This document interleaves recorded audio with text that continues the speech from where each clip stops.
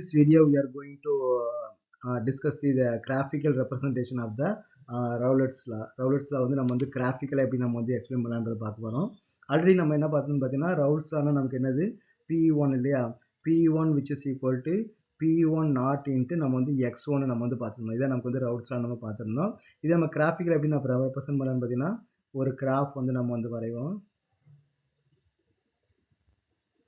Okay, இது சிம்பிளாக ஒரு கிராஃப் வச்சுப்போம். இது நமக்கு வந்து ஒரு எக்ஸ் ஆக்சிஸ், இது வந்து ஒய் ஆக்சிஸ் வச்சுப்போம். ஓகே, ஸோ இங்கே நம்ம என்ன பண்ண போறோம்னா வேப்பர் ப்ரெஷர், இங்கே நம்ம வந்து வேப்பர் ப்ரெஷர் ட்ரா பண்ண போகிறோம். இங்கே வந்து நமக்கு வந்து மோல் ஃப்ராக்ஷன்.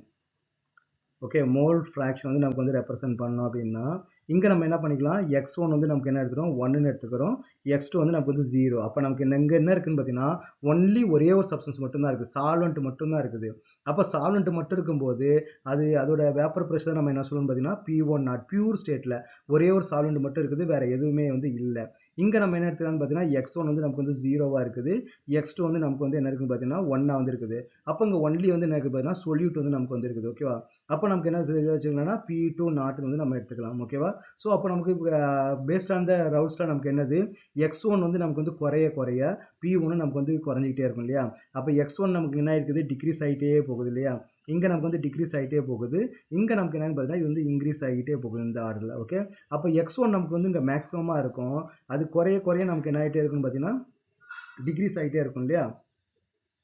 அப்போ நமக்கு என்னன்னா டிக்ரீஸ் ஆகிட்டே வந்து இது வந்து இட் வில் பி த 0 வந்து நமக்கு வந்து வந்துடும். அதே மாதிரி நமக்கு இங்கே என்ன ஆகும், P2 வந்து நமக்கு இங்கே இருக்குது, இங்கே P2 வந்து நமக்கு வந்து மேக்ஸிமமாக இருக்குது.